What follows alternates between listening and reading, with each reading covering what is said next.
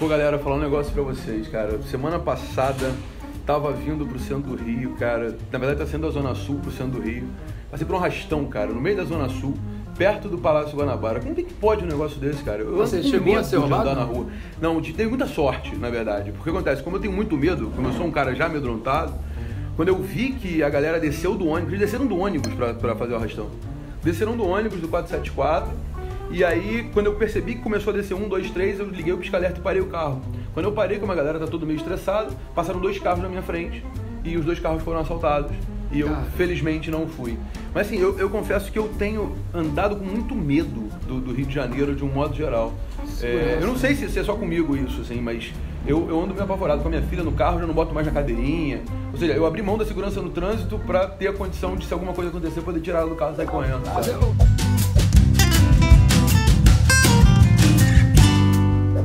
É o grande tema, né, cara? Segurança pública, violência. Ainda bem que tem um especialista aí, né? Se não tiver já embriagado, né, Rodrigo Belo? Dá pra falar um pouco sobre isso. Não, né? Quando eu tava ouvindo o relato do Quintanilha, realmente há uma preocupação coletiva hoje com a segurança pública. E o grande dilema que a gente tem é como ou diminuir, porque acabar não vai acabar. É óbvio que aqui no Rio de Janeiro a criminalidade ela tem propensões assim, cinematográficas, a gente sabe disso.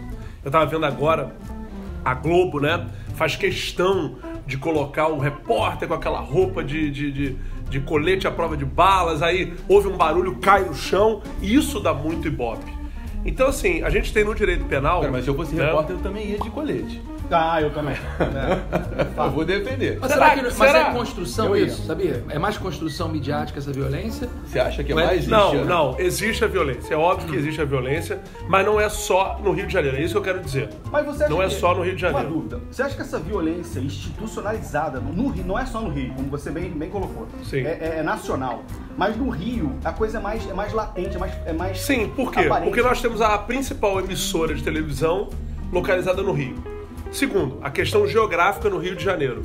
Nós convivemos ao lado de favelas que são no meio de bairros nobres do Rio de Janeiro. Então é óbvio que eventual conflito ataca a pessoa que mora num bairro nobre.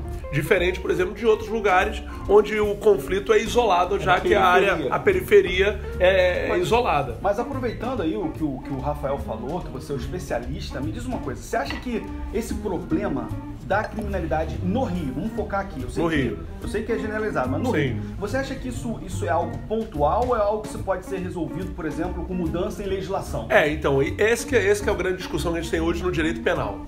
No direito penal a gente tem hoje o que a gente chama de política criminal emergencial, ou até mesmo chamado direito penal simbólico.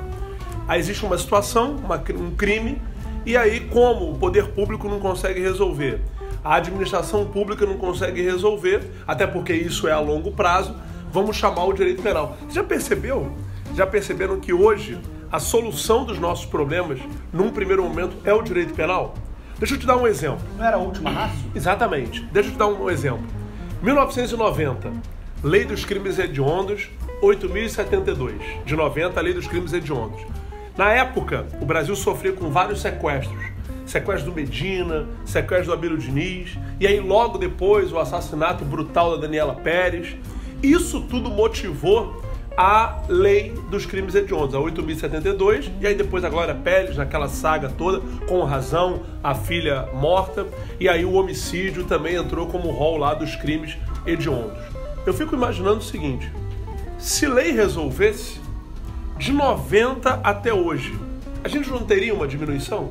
Sim. Bem colocado. A gente não teria diminuição? E aí uma grande frustração minha. Uma grande frustração minha e duas coisas que eu tenho refletido muito. Primeiro, a minha percepção, não sou especialista, mas pelo que eu leio, enfim, tal, essa violência sempre existiu dentro das comunidades, enfim, dos locais de maior pobreza, e o Estado nunca presente, e aquela violência nunca incomodou, principalmente a mídia.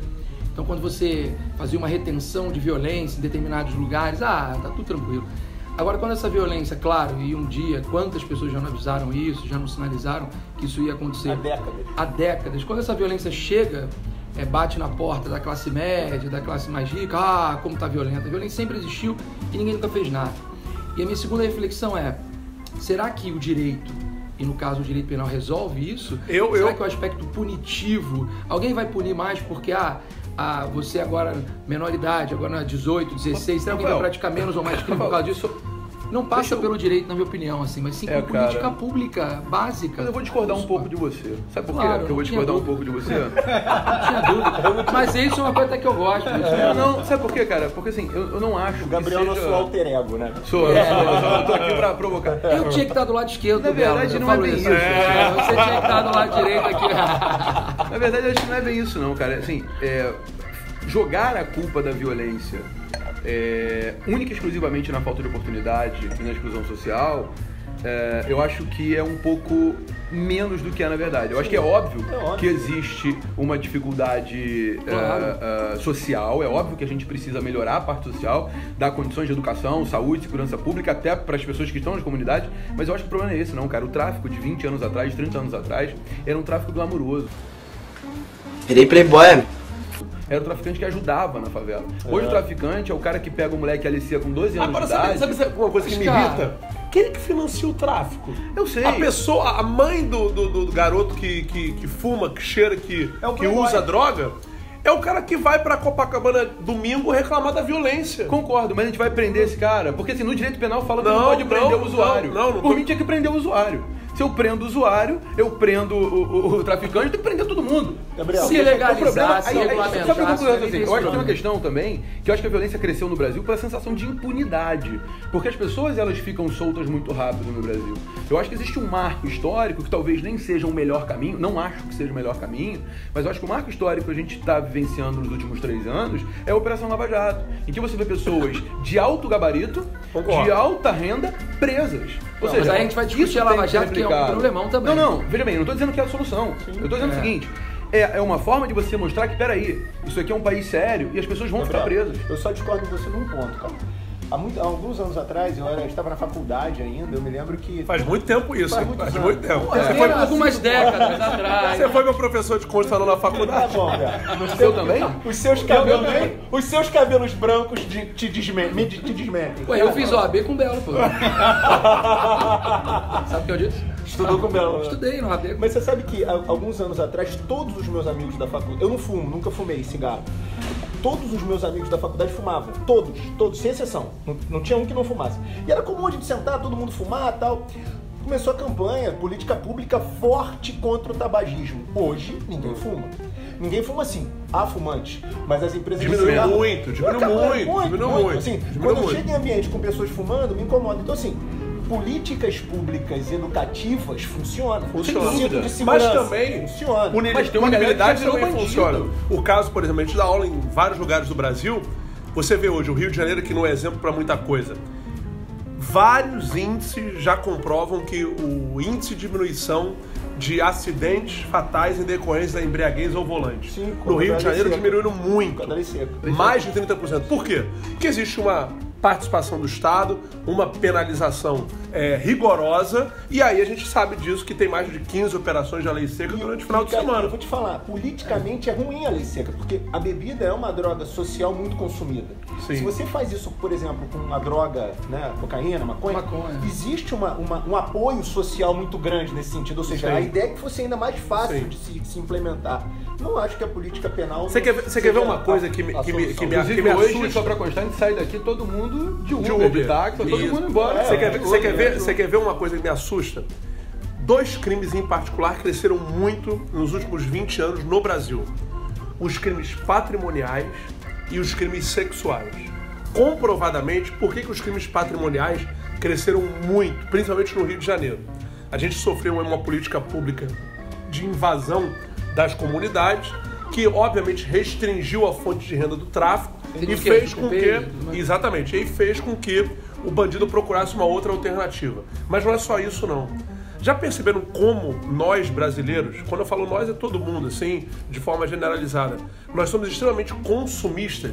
Sim. É impressionante como a gente compra as coisas e a gente não tem dinheiro para comprar. Isso é cultural. É cultural, é muito comum uma pessoa ter um carro, mas não ter dinheiro para pagar o plano de saúde.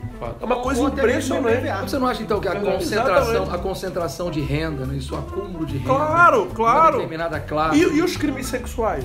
Hoje você liga a televisão, por mais que a gente ou goste, a gente se delicie com isso, Mas tem pessoas que não têm estrutura para ver uma bunda na televisão, essas coisas, e acham que aquilo é normal. Então há um crescimento também em relação a isso. O que eu quero dizer é o seguinte... Educativo. Não é... errado. O meu lema como professor... O direito penal, ele não vai resolver o problema da criminalidade. Nenhum vai Mas não vai resolver. de uma punição, vai ajudar. Pode, lógico que tem que punir. A gente que é tem óbvio filho, que tem que punir. quando o filho erra, a gente pune. Isso. Eu acho que é mais ou menos isso. Não que o Estado deva ser E até mãe. a questão da palmada, né? Lá do ECA, né? Imagina. Se é ou se pode ou se não pode. Acho que não Aí pode tem mais. várias discussões que Enfim. vão desenrolar nisso aí.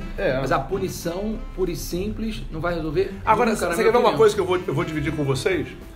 O Cantareira falou da Operação Lava Jato. Quando eu vejo lá os figurões da política brasileira ou da administração pública brasileira presos, eu como contribuinte, como uma pessoa que paga todo dia um imposto lá, eu fico feliz por aquilo ali. Agora, de um outro lado, eu fico imaginando, será que o processo penal ele seguiu os ditames constitucionais, houve um devido processo legal? Eu fico muito na dúvida em relação a isso, porque essa punibilidade midiática, ela é prejudicial para o processo penal. Garantias conquistadas em anos e anos e anos. É isso que é a minha dúvida. Destruídas assim, Hoje, em minutos. e até uma palestra minha, hoje, o maior inimigo do processo penal é a emoção.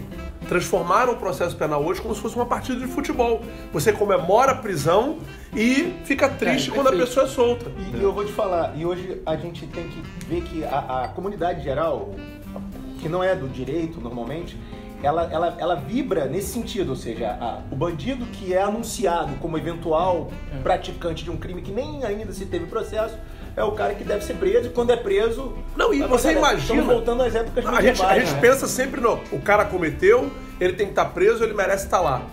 Mas e aquele cara que não cometeu, é preso, é estuprado na prisão e contrai AIDS? Não, e o próprio crime sexual. E o abuso. Pensa no crime sexual. O crime sexual é um crime complicado. Sim, se mas... você parar pra pensar. Porque a pessoa, que seja quem for, acusa um outro de um crime sexual, muitas vezes... O indivíduo não consegue se defender. Eventualmente o sexo pode ter sido até consentido. Claro, concordo. E depois muda-se a ideia. Existe um filme muito interessante sobre isso, A Vida de David Gale. Sim, muito bom. Muito bom, com Kevin Spacey. Kevin Spacey, exatamente. Que tá envolvido aí em vários escândalos sexuais. Mas enfim, no filme, especificamente, fala-se muito disso. Né? Em que ele pratica um ato sexual, inclusive, com uma aluna, violento e tal, e depois ela o acusa de vou te indicar o outro. E todas as provas comprovam de que foi estupro, porque houve violência. Vou te indicar o outro, A Caça. Que é um filme, inclusive, também muito bom, que retrata exatamente isso. A caça da comunidade local em relação a uma pessoa. Isso é interessante. E o abuso da prisão preventiva, né? Que ninguém fala para as pessoas que ficam anos presas em preventiva e comemoram essa prisão preventiva sem as garantias do processo. Não, e um outro assunto que me intriga, e até o Gladstone, a gente pode até conversar mais também depois sobre isso, que é a questão administrativa das nossas penitenciárias no Brasil. É verdade, é um papo bom. Até o local onde as penitenciárias no Brasil são construídas é equivocado. Verdade. São construídas no meio de uma cidade, no meio de uma área residencial. Não, a própria gestão do presídio é uma coisa complicada, Exato. Né? Mas assim, você falou em emoção, a emoção sinto eu estar aqui dividindo essa mesa. Um brinde pro lugar de Com esse chopp já te deixou emotivo.